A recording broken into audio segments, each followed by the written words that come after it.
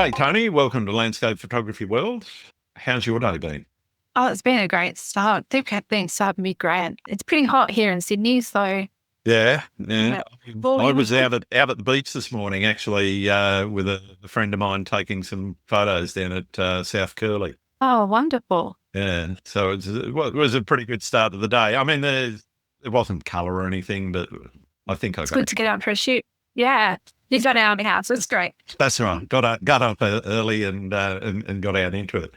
You're obviously a keen photographer yourself, and I've seen your work around for quite some time. Why are you a photographer, and why in particular are you keen on landscapes and the types of landscapes that attract you? For me, photography is like breathing. I've been an artist since I was born, pretty much. I grew up in my aunt's darkroom. So when I was 10, 11, I was in there every weekend with her. My love of photography sort of stemmed from there. But I've been a creative. I'm a poet. I have award-winning book out. So my whole life has been based around the arts. Yeah. I have a degree in welfare studies. So my background is in youth development, mental health, and I would formulate artistic programs around art. So basically we would talk about different issues and I would sort of have a photography workshop going or pottery or writing, Interesting. music. So I've had this artistic life. So photography for me is an art is just a part of who I am. Okay. Yeah. When you say that, a lot of photographers sort of start off documenting their life, and then suddenly the light comes on and they go, "Oh, this is art." Exactly. I mean, sometimes that light doesn't come on, but they're still creating art, but they just don't think of it as that. Yeah. I'm interested. You said you're pretty much an artist from birth. And photography was a big part of that. How did that sort of formulate in your mind around the sorts of things that you were shooting early on compared to how you've moved your style now? Well, early on, obviously, like growing up in my aunt's darkroom, everything was black and white. Black and white film. That to me now is probably the magic that I'm trying to capture from when I was a child back into my work as well. So that fascination of the contrast, the colors, the grays coming through, in the darkroom, I try and capture that now in my photography now. So yes, I feel like I was born into a very musical family. There was artists around me who were very creative. But as we all know, sometimes the arts doesn't, pay the bills. So you sort of go into sort of muggle jobs. And even though I was in muggle jobs for half my life, other parts of my work career, I've worked in the arts. So even though I was a welfare worker and I was working in child protection and working in child development and youth work, I brought my art out into that. So artistic programs and things. So it's just been a continuation and a growth. So as I'm growing and I'm having life experiences, I try to put into my fine art sort of photography, my feelings, my emotions, my soul, and the soul of a place rather than just going to shoot somewhere. Yeah. That I've gone through in my life from having breast cancer to the death of my parents. All that grief, that loss, and all those kind of things go into my art. It's a way of self-expression. But at the same time, it's a part of me. And if that goes, I'm miserable. I'm upset. It's a part of who I am. I've always visited art galleries and supported other artists in all different fields from, bands to, I've got friends who are art therapists who are amazing at their sort of collages and things that they're into as well. So me and photography is extremely important to my identity, I guess, as well. Yeah, fantastic. You mentioned using photography in some of your social worker programs, and I'm keen to sort of explore that and how you see that as helping people that are obviously needing help in those times when they're vulnerable and they need support and they need something in their life or something added to their life, I guess, to help them cope with what they're going through. How do you sort of bring that around with photography?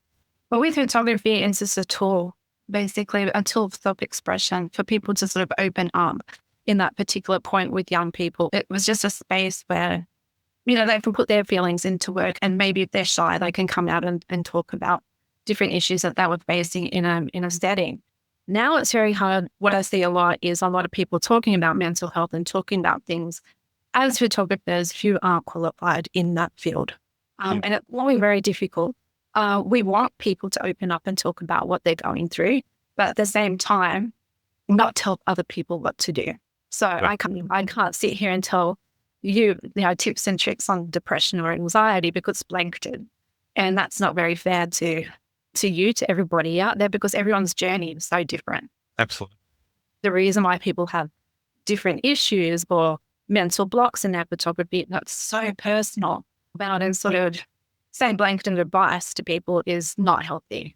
My big suggestion is if people are stuck or suffering from mental health issues in photography is get offline completely and seek professional help straight away. Yeah. Yeah. I think that's great advice. I guess I know for myself, as I said at the top of the show, going out this morning, I feel a lot better for having done that. Even through the 4:30 wake up and the hour drive out to the beach and the bleary eyes and whatever, and I'll probably have a nap later this afternoon, which will be great. But in terms of my mental health, it's actually, for those that haven't been listening earlier, it's probably one of the first shoots that I've done in about a month and a half or so, simply because other things in my life have been taking over and I haven't been concentrating very much on actually going out and shooting. I've been concentrating on other things within the photography and the podcast and a few other bits.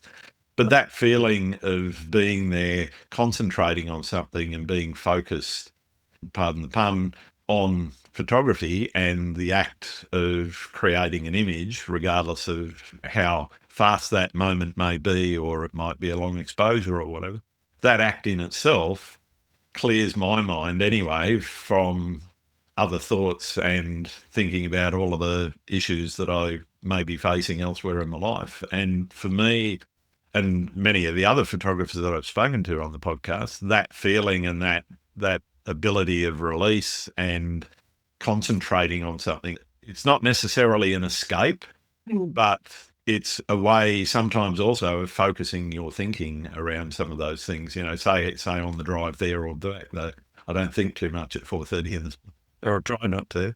But that act of being in nature, getting yourself thinking about what it is that you're doing in itself, I think has beneficial effects. What are your thoughts on that? And what's some of your experience with that, both for yourself, but also with people that you work with?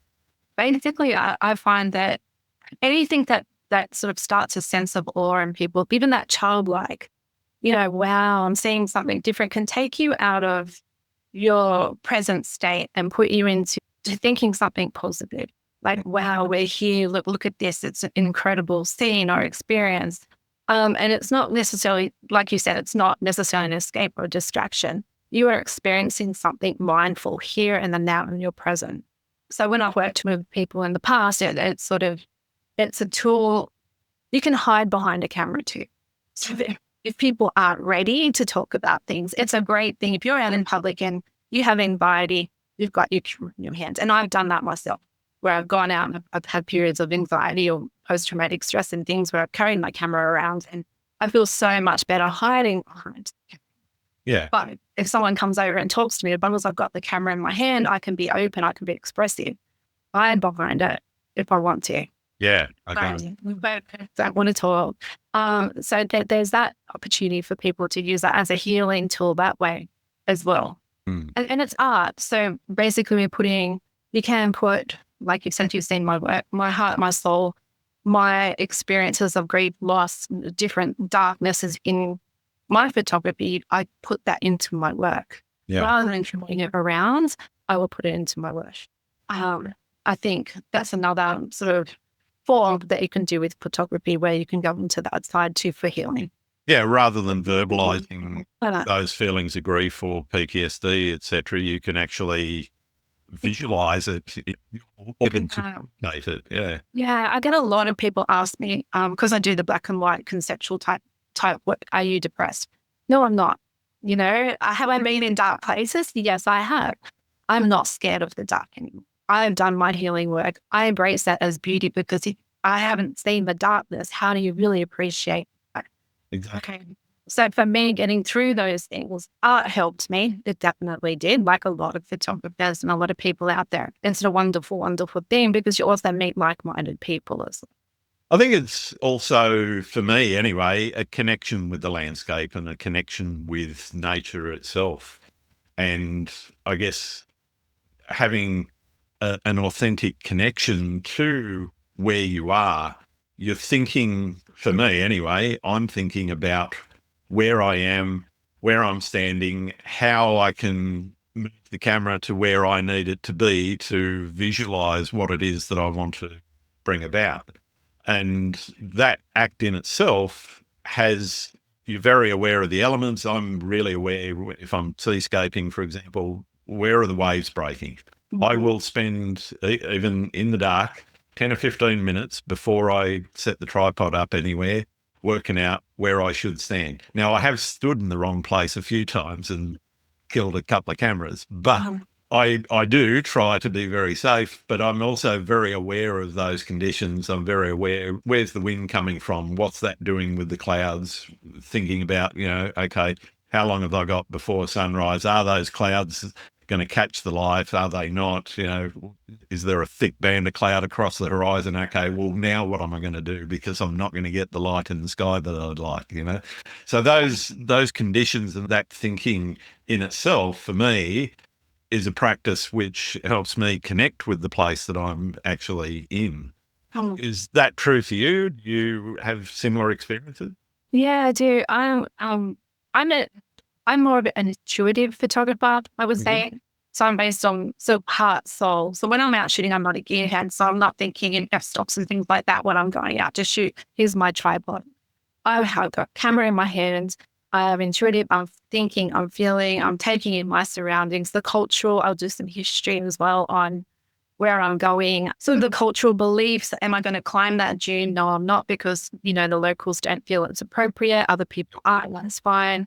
I shoot I try and be aware of the cultural and the history, and I sort of separate where I am and strip it back. That's with the black and white. Strip it back to, what am I feeling in this place? What does all of those things give a feeling? And I try and do that as well. Yeah. Yeah. One of the other things I've noticed about your work and your website, I took a visit there before coming on air, and what comes across strongly is your work in photo competitions, and you're putting your work out there to be judged. And there's a couple of things I want to talk about there. One is that feeling of being judged and what that does for you, but also why competitions and what is it about competitions that interests you? The competitions for me is basically seeing where I'm at, to be honest. It's been a journey for me. So from emerging to amateur to now sort of, getting awards in sort of professional type competitions, it's putting your work out there can be very scary. Especially if you're introverted, especially with your heart and soul. They're all your little babies, aren't they? No matter how bad they might look to somebody else. Exactly. And I've heard some really bad advice from people saying you've got to disassociate from your feelings when you enter competitions, because you are going to be judged. No, I don't see it that way. I see it as, yes, I'm going to be judged, but art is subjective. So the judges that are out there may not particularly like my style. And it's been pretty brutal. I've been rejected a lot. Yeah. And it's overcoming that fear of I'm not good enough because I didn't make it through a competition, and competing isn't the be all and end all anyway. As long as I'm doing what I love to do, that's enough for me. Yeah. The awards and things like going is, yes, it helps with getting your work out there, getting, maybe opportunities in time and things like that. But it is very scary putting it out there. And the only way to sort of pull that back is, yes, the judges aren't looking for my work, and that's okay. It's not being, I'm not good enough, or I don't want to enter them anymore. And it's finding the right competitions for your style of photography as well. Definitely, yeah. Well, I mean, one of the things I think monochrome or black and white photographers tend to face in general category of photography, particularly landscape, but to a certain degree, it impacts on portrait and street and a few others. If you're working in monochrome and the category is general and it's colour and monochrome, the colour images tend to do better. It's not always the case. Occasionally you'll see an absolute stunning black and white win a general competition. They tend to do better, obviously, where it's a monochrome category. That's right. Exactly. Is that your experience as well? I know that's my experience. Yes, it is. And it is. It's depending, again, what that competition is actually looking for. So if people are looking to enter research what they're about. Is it for a magazine? Is it for any other reason? Just have a research of why the competition is there. I then look at who the judges are as well, because, again, it's subjective. So it can be a bias towards the judges who don't like a particular style or are more suited because that's their style of photography. They're going to judge that sort of category. It's one of those things where it is a vulnerability, and it is very scary as an artist to put yourself and go into competitions, but it's not the be all end all either. As long as you're doing what you love to do, it's perfectly fine. Yeah. I'm interested in how people deal with getting their work judged when it is being judged. I probably won't say this correctly, but if you're not getting selected and you're just culled in the first lot and you're not getting into the sort of commended or highly commended or finalist or top 10 or top 20 or whatever, and you're not making it there. Dealing with that, I think, particularly if you're repeatedly getting that kind of thing. And to be honest, when you look at a competition, that's the thick end of the pyramid. Mm-hmm. That's right. So most work is going to up in that category. How have you dealt with that feeling as you've sort of worked your way up the pyramid and got into the finalists and so forth? I think, rejection is hard. It is really, really difficult. And again, it's sort of starting to have belief in my own artistic style and sort of going, okay, it's not for everybody. Like music, for example, we're all going to like the same genre of music, are we? So it's one of those things where, okay, my genre of photography may not fit. It doesn't mean it's bad. Keep going, keep trying. And it takes years. For me, it's not an overnight thing where I've sort of got into those positions in awards. It has been a lot of hard work to keep going and to keep developing my style. And just, I think, for tips for people out there is not to give up and to believe in themselves. Just keep trying and find the competitions that their work suits. It's probably a bit.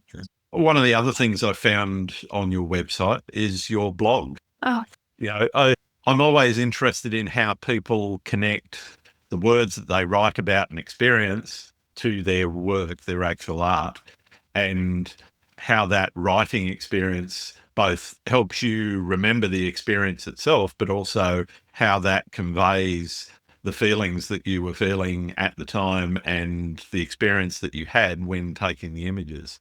And I think your blog certainly does that for me anyway. thank you. I'm just keen on your thoughts around why did you start? What was it that got you started in blogging, and what role do you see that it has in your photography? It's definitely a secondary thing with my photography. Basically, I wanted to put out there a bit of the thoughts and feelings that go behind my work without actually spelling it completely out for people, because art is a bit of a mystery. So I started Deep Hearted, which is my blog and my trademark for my photography and things as well. When I was in Antarctica, actually, I got COVID. So I went all the way there, got COVID and got melted. Yes. So I didn't give up though. Not a great place to be if you had to be hospitalised. It's the best view, the best COVID lockdown view in the world, but it was very tough. And I did give up, and I was out there on the balcony and I was shooting. And I'm like, I really want to protect places. I really want to eventually build this thing up to a point where I can give back, like protecting locations, raising money for communities and things. I've been to like Namibia. It's all the time. It's a growth thing for me. But Deep Hard Earth was a part of me. Again, I sort of had friends talk about my work and then pick 3 words that you think match me, and they came up with Deep Hard Earth. So I decided each trip that I would do a bit of like a travel blog and say, yes, I went here and yes, I went there. But as you can see, like my ones from Antarctica, I go a bit further into, okay, Antarctica's Heartbeat was an award-winning series. How did I do that with COVID, lockdown, how I was feeling at the same time? You get a bit of a sense of where I'm at with diamonds and dust and things like that, where my concepts are coming through. And I'll put that into the travels and the trips and where I'm at. So you get a bit of a background of my series as well without spelling out exactly what it is, because art is you're supposed to lead. It's supposed to stand on its own, yeah. It's supposed to stand on its own. So the blog is secondary to my photography, definitely, but offsets it. And I don't know if I told you if it's on my website, but I'm an award-winning author as well. So I have a book out on grief and loss. So I was going to ask about that next, but let's go. But yeah, so I have a book out on grief and loss, and I won a self-publishing award with that 7 years ago now. So I am a writer. I am a poet, not a ChatGPT poet, and an actual poet. No. All my work, it's just a different offset. Like I said, I'm very artistic, and if I'm not doing photography, instead of sort of shutting down and going, oh my gosh, I can't get out there to shoot, I'm like, okay, well, I'm going to write a poem, or I can get into my painting again. I'm a dance teacher, choreographer. So that whole holistic part of art, I absolutely love. Yeah, fantastic. Yeah. How do you feel you've gone with the communication that you've done in terms of how that's contributed to the success of your photography, but also your writing? And obviously winning an award, absolutely fantastic.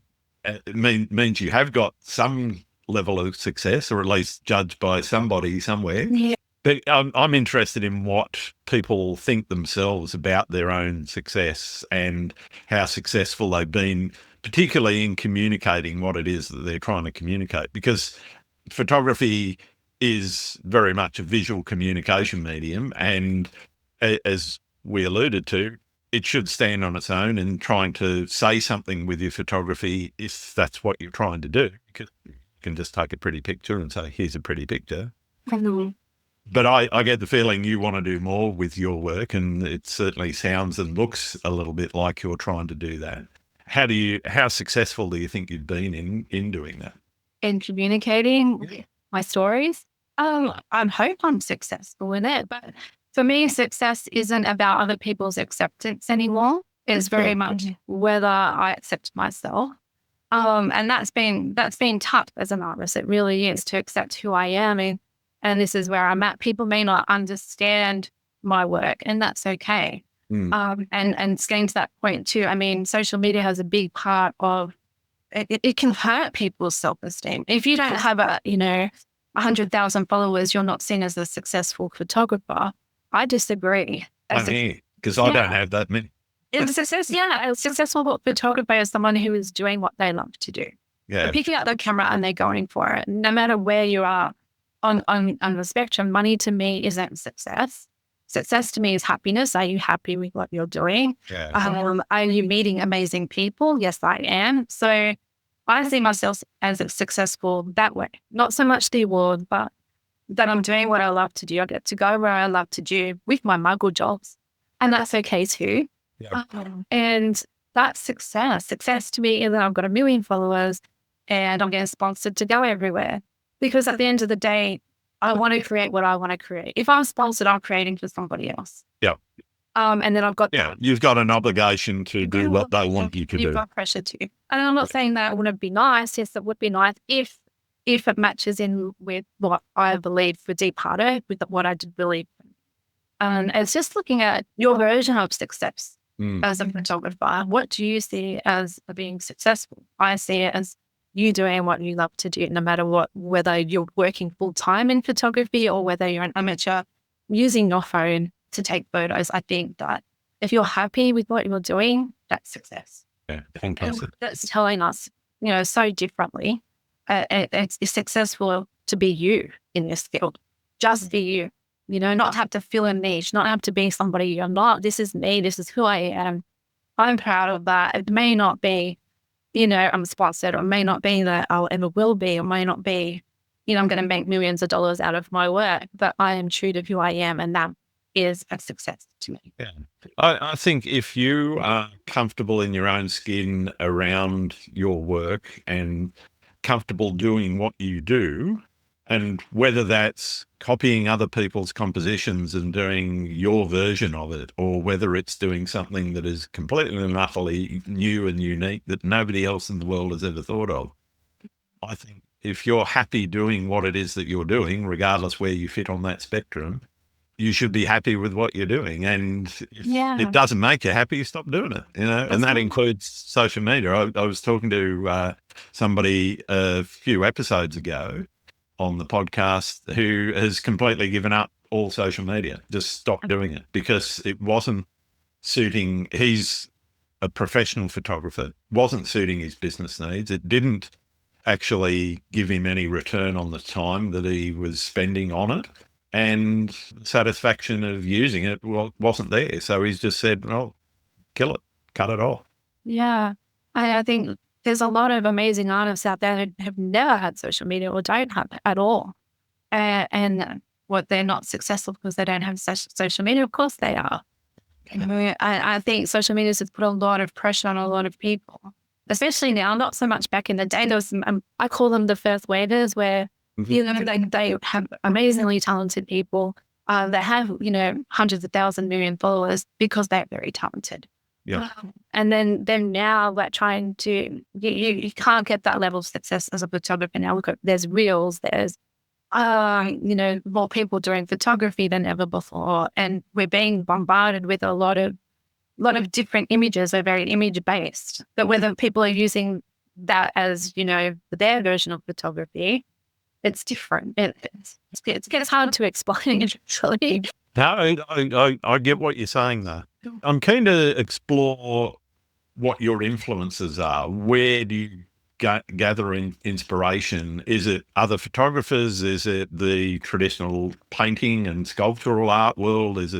What are the things that you sort of gather together in your own mind? Or, some people do thought boards or whatever you want to call them, and they put together a bit of a sketch out of, okay, these are the things I like.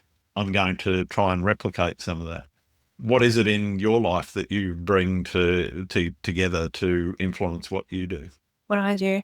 It's a mixture of the different things. It is art, different art styles. It's different. I love classical photographers. So the Mediterranean, I'm half Greek, so I've got Nellies and we've got Basilico and amazing photographers. The neoclassics I absolutely love. But then I love surrealism, the Renaissance, romantic. I love all of that from like Shakespeare and all different parts of that. But mostly it's my life experience. It's putting what I've been through into my photography. And I always sort of say I am my own muse. I try and get inspiration from myself. Mm-hmm. And it's not to say my work may not be completely unique or anything like that. It's my thoughts and feelings that go into that sort of the image or the series I'm creating is what's unique. It'd be very sort of, I don't know what to say, but there's so many people doing photography across the world that it'd be very remarkable to have a standalone, completely new and inventive kind of image. Yeah. So what influences you most? Yeah, definitely my thoughts and feelings, my own personal experiences and what I've been through. Other artists, definitely. I find inspiration when I'm in it, not from other people's work, but like we are now and bouncing off each other. So inspiration where you get, somebody else gets it. Okay. We might not see exactly eye to eye on different things, but it's like you can pep each other up and say, oh yeah, this is great about photography, or this is great about art. And I think being around other people who are creative is very important. Not necessarily for me I'm going to steal Grant's ideas and I'm going to go do this now, but that's fine. My ideas are rubbish anyway. So. No, it's not. They're great stuff. I've seen it. We've followed each other for ages. So, but yeah, it's sort of, for me, I try and be my own muse and bring my own thoughts and feelings because my work is based around that. That's something that people can't steal off me. Yeah. They can't take that away. They can't take away my life experiences, my cancer journey and things like that, but I put into my work. So that's one thing I try and stay true with my work is my feelings on. Okay. Yeah. Speaking about that, personal experiences and emotions obviously drive a lot of your work. Mhm. How do you feel that they influence the actual landscapes that you choose to? That's interesting. I know where I get my piece. Where do you find yours? My piece, I love going to interesting locations that kind of from Antarctica to Namibia, Tibet. Tibet was actually more of a spiritual trip rather than a photography. I just happened to take obviously photos when I was at Everest. Sure. So I love going for the sort of the different and Antarctica, Namibia, Tibet, Everest, where I'm going next, which is a bit of a secret. I like to strip the emotions back from the landscape. Well, not really from the landscape. I strip everything around the landscape back. So the emotions are what's there, mine and what I perceive that to be. It can be very difficult, especially if you're at a location where there's a lot of people and their energies are bouncing off you, and you've got, tourists with their selfie sticks, and, you've got the influencers in bikinis at Deadflay, climbing camel thorn trees that are like 3,500 years old, and they're getting them to calm down. So you're distracted. But as honing in as sort of going, I'm going to strip all this back. And what is it saying to me? What is this landscape trying to talk to me about?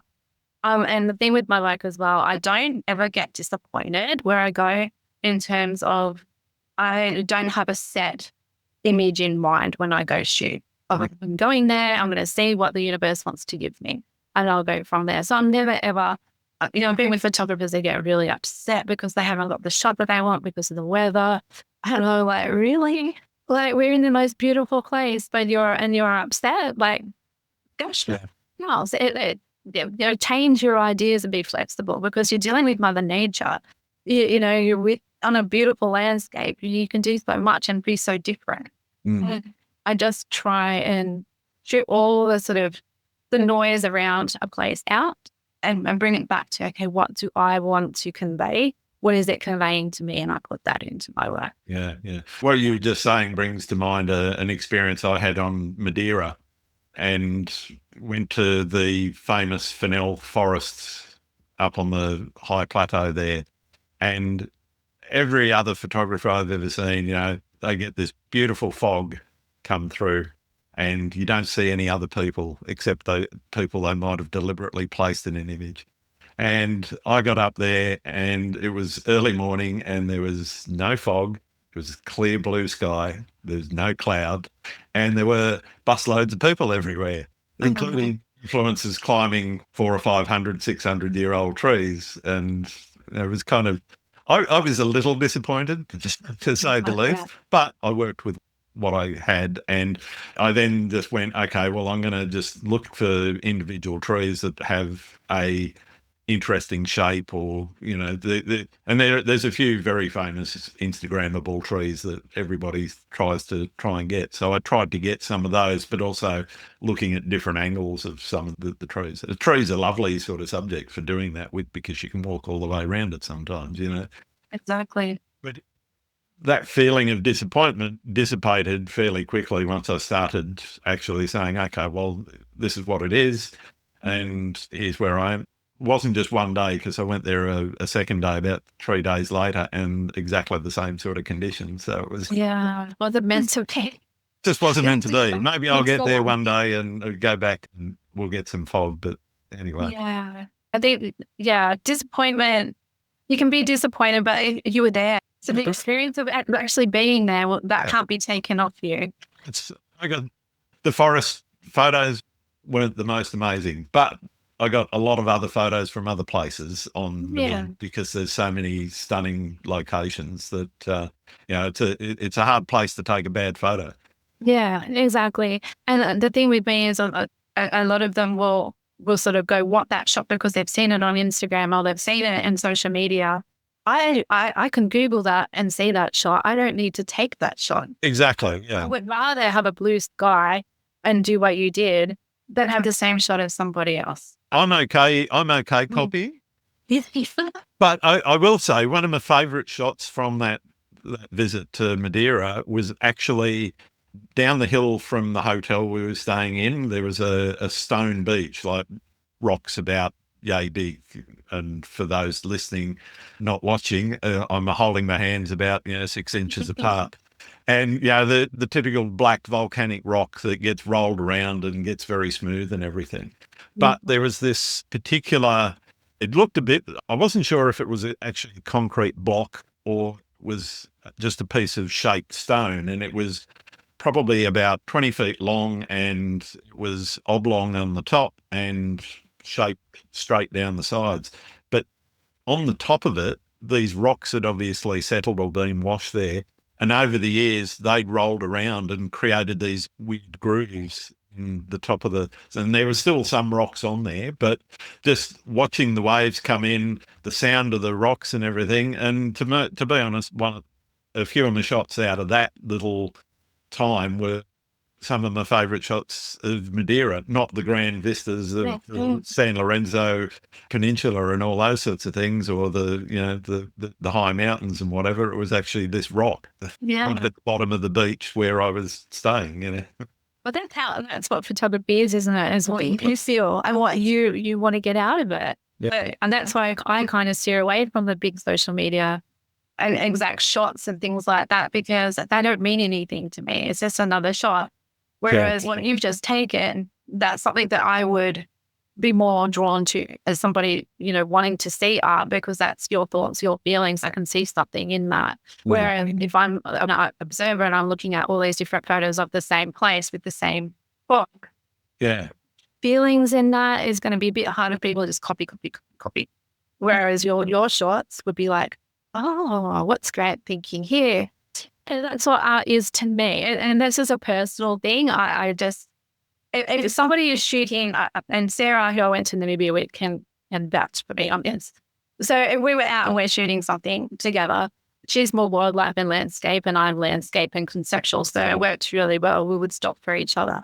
So if she was shooting we got to a place and she was shooting one way, I was walking completely somewhere else. So we had that complete separate. I just like to shoot differently. Yeah. I love the fact that you can have 3 or 4 people standing within a few meters of one another and they're just shooting completely and utterly different things. One person's focusing on that rock or flower or bush or whatever. Somebody's got this grand vista. Somebody else has got this telephoto view of a detail that's across a valley or something, and yet they're all within 10, 15 meters one.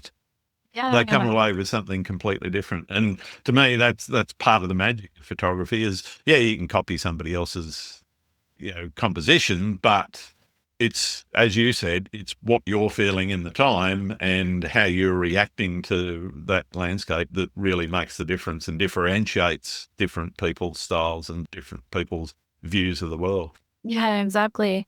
And to me, it's like, because I've been in the art sort of world for quite a while, artist integrity is really, really huge to me as well. So for me, I don't want to copy anyone else's work, because to me, it's just not an integrity. It's not integrity. How can I say that better? For me, I would rather say inspired by Grant or inspired by somebody or inspired and give the person credit who found that original composition. But I've taken and I didn't realize it was a previous person's composition, well, then obviously I would go back and say, hey, inspired by. I think we've lost a lot of that with social media too, where, we've got AI, we're taking our images, copyright is there for a reason, but people will take things now sort of without even asking. And I think that for photographers is quite hard too. Screenshot things off websites rather than paying a photographer to do it. So we're up against a lot. Yeah, definitely. Pardon me. Is there a specific landscape or location that keeps drawing you back? Where's your favourite place to shoot? My favourite place to shoot in Australia is Bombo. From our astrophotography and just the landscape that I like things that have like a feeling when I'm there, and through the basalt you can sort of feel the ancient sort of energy. Definitely Bombo here. Overseas, I loved every place that I've been to. And I think it's because I put a little piece of my heart into my work there, and I leave a bit of myself there. I always go, I want to go back to Antarctica, and that's a definite, I want to do that. But Tibet and Everest and Namibia and places like that, I always say I want to go back to as well. But there's so much to explore. Whether I get to, I don't know. Mm. I haven't got one particular favorite place that had won my heart because it keeps expanding, it keeps growing. I keep finding something else. Yeah. How balance in life? Do you aim for balance, or is it, you said photography is like breathing, or is it all photography and I just work over here to No. the bill? And How how do you balance your life? do I balance my life? I am a dance teacher, choreographer, like I said before as well. So I've done that for quite a while, recently just left.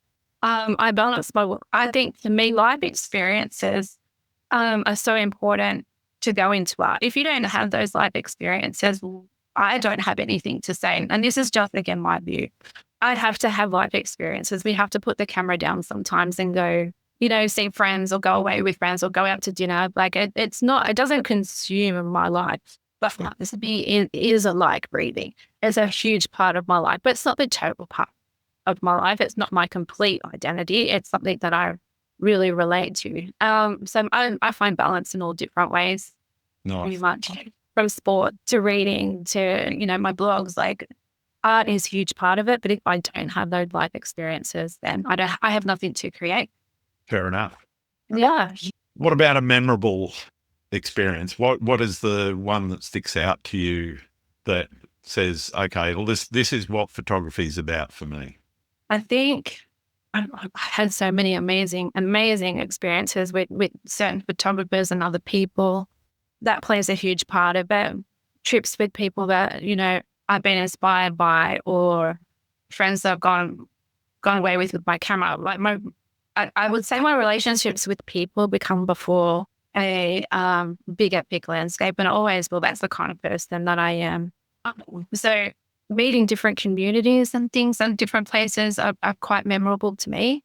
The Namibian people, especially, touching people wherever I go. For my photography, I take little koala bears and I sort of give them out to all the kids, and I've got some ready for my trip in a couple of days. And the reaction to that means a lot to me as well. So yes, I've been to some epic, amazing places, but it's the people that along the way that I've met, either there or people I've gone away with, have made it all really memorable to me. Fantastic. What about negative experiences and horror stories? Have you had any like that? Plenty as a woman, yes, definitely. We could do a whole podcast on that. But I probably should one day. you definitely should. Maybe I'm not the right person to deal with. So yeah, I've had lots of different scary experiences on my travel. Like obviously COVID was a bit of it happened and I had to sort of change my view and keep shooting. So being sick, you can get away with. For me, I have, back in my 20s, I sort of traveled before, social media and all that kind of thing. I'm getting older. And I would shoot on film camera. I was shooting a place in Europe. I don't want to say what place, but I was attacked by 4 men. No. It was extremely frightening. Yeah, it was a very scary experience. Very scary experience. And I was very young at the time, but these things do happen. So safety as a woman when we're traveling and doing landscapes is really important for me as well, and the experiences that I've had. So that's been a horror story. And I've had a few sort of harassing type things being out shooting, which is not nice for a woman. And everything else is kind of dealable. You leave a lens behind or you lose the cut. Like everything is dealable. But I think for me as a woman, the horrifying stories have always been related to something like. Yeah. Honestly, wish men weren't as bad as they are. And, you can say not all men for all you like, but I just feel the relationship that some people have with women is just absolutely insane. I'm surrounded by women. I've got 3 daughters and my wife in my life. And so for me, just blows my mind that people can actually be abusive to women. And there's so much joy and beauty that I get out of my family and seeing other people that, and I know how I'd feel if one of my girls was harassed or assaulted, and woe betide whoever did it. Yeah, yes, it was a very frightening experience, and being so young, it made me very wary. Like I thought I was a very seasoned traveler at that point in my 20s anyway, but these things happen, you let your guard down, and yeah, from that point onwards, I've been very cautious with that. And I just urge all women to be cautious still, Absolutely. men too, because let's not, the world these days, the things that are going on, it can be men as well. So That's exactly right. Yeah. Yeah. How do you think landscape photography has shaped your relationship with the natural world? it's a huge part of it again. I think it shapes, I just want to protect these places now more than ever. Again, with social media, I don't know, because I think you're from Sydney but as well, aren't you? Yes. Yeah. So you've heard that Blue Mountains, Lincoln Rock's been shut down, which is a beautiful. Look, I was talking about it to somebody a couple of episodes ago, and it just astounds me that it doesn't astound me that people flock there because it's a beautiful place. Exactly. But we're losing these places as photographers. We leave no trace. We got And it's photographers that are actually part of the problem, because we're saying, hey, here we are at Lincoln Rock and here's this beautiful vista. That's where I've gone, especially the last part of last year. Unless it's like a real well-known place like Antarctica, and you know that it's in Antarctica, I have decided that I will not be posting. It's much harder to get to too than Lincoln Rock. That's right. Or it's very obvious, like it's deadly, or it's a very obvious spot. But everywhere else, I as you probably notice, I don't post a lot of stories where I'm at anymore. And that's for a reason. I want to protect the places that I go to, even though I'm mindful. I don't leave trash and that kind of thing. That nor would I ever sell a location to somebody. I think we need to protect it, and sort of people need to do their own research and go, I really want to go to this place, and it's in their heart pool to go, rather than, oh, so and so is over here, I'm going to pay $15 to have a list of the places that they've gone to. Do That's research. right. It's part of the fun. Yeah. Right. Yeah, the research and the thinking about it and the anticipation before you go is, for me, certainly a big part of it. And then you get different photos as well, like research where you want to go and not to take the same photos of other people. Like, I just feel I don't understand it. I'm so sorry. I just don't. I'm not the right person to talk to about selfies in front of you either, because I don't want to be on camera. That's the thing, like that, and that's what's hard too, because social media wants to force you to be like an influencer, content creator. Let's make reels. Stand here, put a book out. It's just we are called and we're pushed by social media into being people that we aren't. And for me, it has been not hard to stay in who I am, but it's been, this person is now doing this and creating this and has now got heaps of followers and got all these opportunities. I just strip it back now and sort of say to myself, I'm true to who I am. And like, we've connected. People who are true, I will connect with. And then I'm not going to stand in bikini in Denley and try and get people to look at my photography because that is not going to happen. So I'm certainly not going to appear in a bikini. Why not? Even at home. Yeah, it's just, it's interesting beast at the moment, isn't it? I always ask where people see photography in society, and I'm interested. You've talked a little bit about the social media side of things, but beyond that, where do you see photography in society? This is hard because photography itself is so broad, is massively broad. There's so many different genres and offsets of what photography is. Like we're talking about today, my art, I'm very much an artist with that.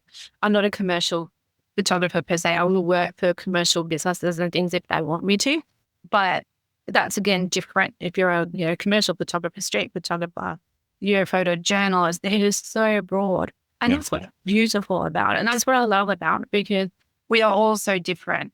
What irritates me personally with social media is that everyone has something to bring to photography.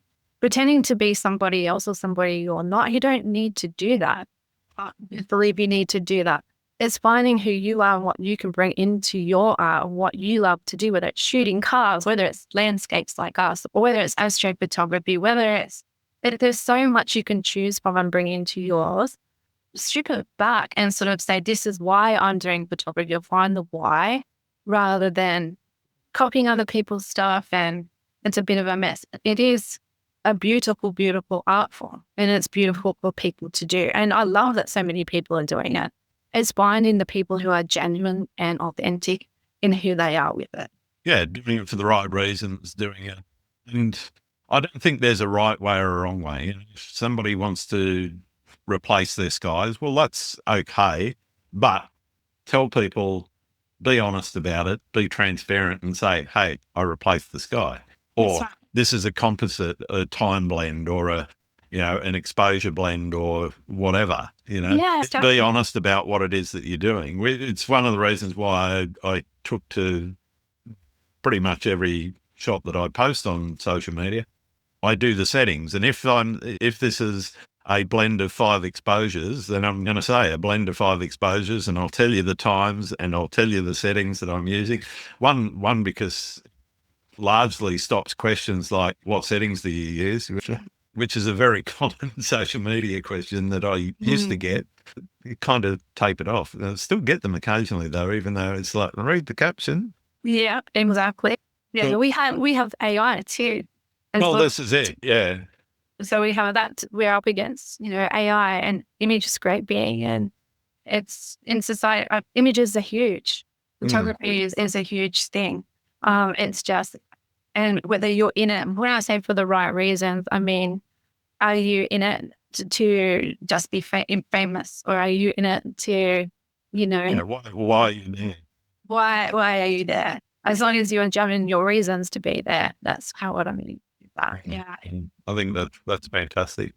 Let's drop back into photography itself and how you process your work. Are you straight into processing when you get back from a shoot? Do you take your time over it? Have you got a massive backlog? I've got a massive backlog, but I haven't even uploaded the shots from this morning, which is unusual for me. Normally that's the first thing I do when I walk in the door. I normally also will go through, review, and do a bit of an edit on a couple of them, pick a highlight because I know, that's a banger that I want to keep, want to take a look at. Are you straight into your editing? Do you take your time over it? How do you think about that side of things? So when I'm out shooting, I'm already working on my series in my head, and I know where I'm going with it. When I come back, that is my first priority, is usually working on my series. So I shoot in all different ways. So I shoot in black and white on my series. That is what because that's probably the most important to me when I go shoot. This is when I'm working for my own art. I'm not working for somebody else who's hired me. But that is my first priority, is my series. And then I'll go into, okay, well, what's next? Am I going to do a black and white series that's not related to my conceptual stuff? Am I going to put the color out and then work through that? I still have some photos from Antarctica. It was years ago now. So I go to pick my best ones out. I'll edit those. And then, okay, I'm usually off to another location, new series, go through which ones I want to choose and go again. Yeah.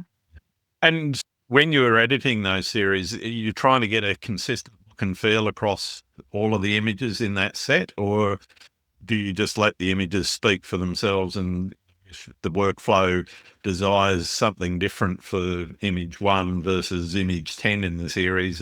How do you think about your actual processing process, the workflow? For the series work? For the series work, like I said, when I'm out shooting, I know a lot. It's one of those things that I know the images that I want to be in there. So I know that the exact position that I was, I know where I was at. I know that that's going to be, her breath Antarctica. So I know that that's going to be that one when I take it there. So when I'm out shooting, I know the series and the shots that I want in the series as soon as I come back. So that's first priority. I'll get those shots out and then work it into my series how I want it to be in the series. Occasionally when I go back and I'll edit some of the other black and white, I'll go, that actually could fit, and I'll move it across into my series. Other times I'll go, wait, that doesn't fit. I will take that one out. And it's been brutal in my series, because otherwise my series could be, 40 images, 50 images in one series, cull it down to sort of my top 20 and go. Okay. I'm interested, do you always work in series, or do you have standalone images that just speak for themselves and you go, okay, well, that doesn't fit anything else I've done, but I really love it? Yeah, I do. I definitely do. So I don't know if you saw my galleries on my website. I have like the color versions and stuff, and they are the standalone. That's not series work. So I have my concepts, my series. Every time I go, I have one in mind, and then I'll work on color, black and white, whatever I feel when I'm there. And again, like my series may change. Like I have an idea with what I'm shooting and going for on what day are we today? Tuesday, Thursday. What I want to do already. But when I get there, if it's not going to be what I think or the weather's rubbish, I'm not going to be disappointed. I will change that up and I'll shoot something else. And for me, being flexible in photography is huge, and having that adaptability to be able to go, this series isn't going to work here. Sometimes I'll decide it when I get there. Other times I have, oh yeah, I really want to do this. This is going to, because it's a feeling that I've got to get it out. Yeah. But when I get there, it goes, bum, it's gone. It's not going to work. So I have to quickly change it up. That's my favorite part of my photography is this series, but I do have the standalone shots too. Yeah. I'd like to know more about your culling process, because deciding when you're creating a series or a body of work of any kind, whether it's to go into the portfolio at all or whether it's to fit within a particular genre or series that relates to some concept. Mm-hmm. How are you thinking about that culling process, and what is it that you're looking for in each series that you go, okay, well, this is in, that's out? And you say, you go sort of, here's my top 40 for that, and then you're coming down to 20. How do you ditch the 20 no's? The 20 no's, it's hard, but what boils down to me is the strongest pieces that represent what I'm trying to say, or that concept. If there's a bit of maybe, I don't know, does it fit, does it not? No, it's a no. The images that I think are wow, this is great, this is what I want to portray, will stay. And the ones that I go, maybe not, that's still a great photo on its own, could be great too.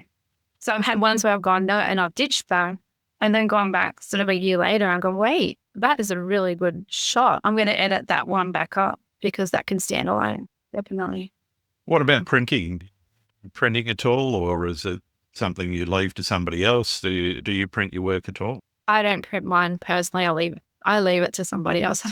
And yeah, I don't print it a lot. For me, I've spent like this issue mostly on my website and doing the galleries on my website. I wanted to be completely unique in terms of, I want people to go to my website and see it like they would see it in an art gallery. Interesting. Yeah. And I just wanted that. I wanted to steer more away from Instagram and social media and putting my work out there. So this series that I'm talking to you about, that won't come out for probably 6 months now. So I probably won't post about anything of like that anymore. It's taken back my autonomy and sort of my own control over my images, and again, respecting the places that I go to. I've decided to keep it off and only put it on my website. So people that are really genuine with my work will be going, what's Toni up to? Go to my website, because I don't want my work to be dissolvable. And I find that it is these days. When you put it on social media, I have some amazing followers who are really supportive, such as yourself and other people who want each other's and supporting. But a lot of the time, you spent so much money, time, and effort for a photo. You're getting up at 4 a.m. like you have done today. No one sees that. Yeah. Well, no, nobody cares. No, that's right. Or nobody else cares. Well, it's one of those things like you do care, but it's one of those things where there's too many ads and you can't see it, and it's just dissolves into nowhere. Yeah. It's like, and then people, unless you go to somebody's page, and let's face it, we're so busy, it's very hard to go over and then go through everybody's thing. It's very hard to see. Yeah. And it's not that. For me, I want to support my friends in the photography realm, but it's very hard to do that now with so much going on, isn't it? It's like absolutely ads and scrolling, but putting an image out it gets dissolvable. And I kind of want my work to be respected more. So I've moved more towards my website where I have control and go, it's here and staying here. If people want to see it, but if they want to experience the full series, it's here. Rather than I'm just going to feed it into Instagram where I don't work for Meta, I get nothing out of it. It's a bit pointless. Like, not pointless because it's showing people my work, but at the same time, yeah, it's dissolvable if I do. Yeah, okay. I definitely get it. One of the things I do, at least on Instagram, I've got to say, Instagram causes me more frustration than any of the other platforms that I use. Really? And I've found, unfortunately, that's where you get maybe the most following, or have built up the most following over the years. But I get more interaction out of some of the other platforms, like Blue Sky, for example, which I've moved to from Twitter a couple of years ago. Mhm. And for me, that interaction is really what I'm looking for. I actually mentioned in the last episode, I'm seriously thinking about creating a social media platform where there are no likes. Mhm. The only thing you can do is comment, Lovely. which That'd be means interesting. you've actually got to spend some time, A, looking at the image, and B, commenting on the image if you want to react to it at all. So your reaction isn't scroll, tap, scroll, tap, scroll, tap. It's scroll, look, comment if you're going to interact. I don't know how it'll go, but I'm starting to become a little bit more serious about putting that. So trademark, copyright, Grant Swinburne Photography. That's it. But yeah, why not? Give it a go. Give it a go. I have seen like lately a lot of people from Instagram that are deactivating their accounts and drifting away, which is a bit sad for the photography community, I think. I think similar things happened with 500 pixels and Flickr and whatever in the past. I mean, Flickr seems to be coming back to a certain degree for some photographers, but I guess there is a plethora of places you can go that I think give a better experience than Instagram. The problem is that the bulk of the people are still centered around there, and that's the if the center of gravity is there, it's very difficult for anything else that orbits it not to get sucked into it. Yeah, that's very true. Very true.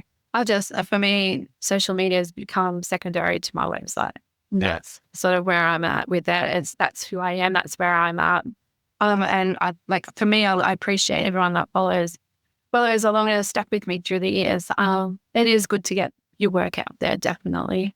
But it's harder and harder to see other artists work between everything else that's going on, for sure. Absolutely. Absolutely. What's your favorite thing about being a photographer? Oh, expressing myself, I think, is probably my favorite. Nice. Yeah, putting thoughts and feelings, expression. What's your least favorite thing? Least favorite. Okay, this one has been driving me nuts for the last 2 days.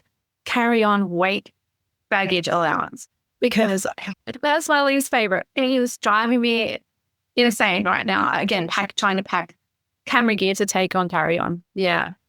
Unless I'm with certain airlines who I won't name, I ignore those weight limits and just carry what I'm carrying. And, and if need be, hide my carry-on bag when I'm checking. Big pockets. Yeah. I don't really have I'm part this kind of a jokey thing, but it's true. It is irritating. Oh, absolutely. Yeah. Least favorite thing of photography. I don't have one. I honestly don't. There's inconveniences and things when we're out shooting and different things, but I love it. And it's a challenge. If I'm finding something difficult and I'm not liking it, it's usually something I'm doing wrong. Like I've got the wrong setting or I'm frustrated with myself. But I love it. It's sociable. It's meeting people. It's creative. It is artistic. And again, it's like whatever you want it to be. And that's the beauty of photography. It's so personal that everybody is so different. I love, we're talking now, to other photographers and why did you start and how and the hows. And it's incredible because everybody is so different. Absolutely. Yeah, and that's what makes your podcast fascinating when you listen to them all or watch, like I said, I last night. Everyone is so different. And that's what's so beautiful.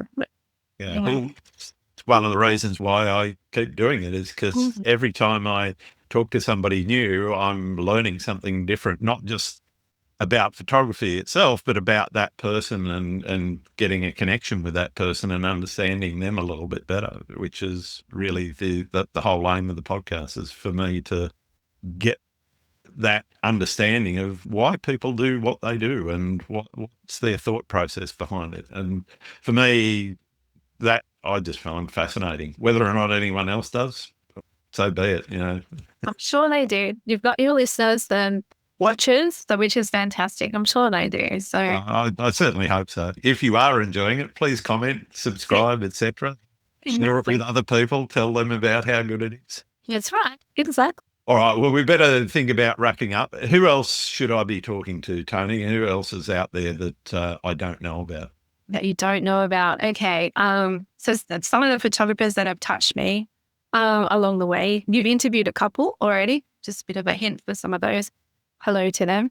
I would say another huge person that was influential in my photography, Alfonso Valero. Okay. He's a Sydney-based. I don't know if you've heard of him. I have heard of him, but Yeah. I haven't put him on my list yet. I probably should have a while back, but I do have a very long list already. Yeah, I bet you do. So he's been wonderful with my art. He was one of the only photographers actually that I picked up straight away that I was intuitive and really sort of helped me up because I'm not a gearhead. So I'm not one of those people who's into gear and things like that. But he's multi-award winning. He's a fantastic sensei mentor type person in my life. I would definitely, if you can, interview him at some point. The beautiful Sarah Lisa I went to Namibia with, her work isn't so much online, but her work is absolutely gorgeous. There's just so many people. Noel Watson, who's another Australian. You know Noel? Yeah. Yeah. Well, I don't know him personally, but I've seen his work around and followed him for a bit. Yeah. Yeah. So, and then there's beautiful Edith, who's ANZ Arizona Honeybee. I think she's astrography with landscape, which is her work is I haven't come across her work yet. Yeah, I've had her. Yeah, her work is absolutely gorgeous. Definitely. There's just so many people. Pretty much anyone I follow, but pick up. Well, thank you for those. It's always great to add to the list and get new people on the show. You're very welcome. My last question, you probably already know what I'm going to ask, but I'm going to ask it anyway. Do you like pineapple on pizza? Pineapple on pizza. Yes, I do. Okay. I do. Yeah, I do. Excellent. Thank you for spending some time with us, Toni. It's been wonderful hearing from you and learning a lot more about you. And I've certainly learned a lot. Where can people find your work? They can find me on my website, AntoinetteKouts.com. They can also check me out on Instagram, which is at Toni_Kouts. So it's Kouts. Awesome. Thanks very much, Toni. Thank you so much, Grant, for having me on. It's been amazing chatting to you finally after all these years and learning a lot from you as well. So thank you for the friendship. Thanks. Have you ever struggled with your photography and wanted to understand why you do things? Leave a comment below. I'm really interested to hear what you've got to say. Thanks again for listening to Landscape Photography World. I hope you enjoyed the show. Keep listening because I'll be joined by some great guests in upcoming episodes. You can find my work in this podcast at grantswinburnphotography.com. I'm also on Vero Photo, YouTube, Instagram, Facebook, and Blue Sky. You can find, pardon me, don't forget to like and subscribe, comment, because it really helps the podcast to be seen and heard. I'm Grant Swinburne. Hope to see you out shooting soon.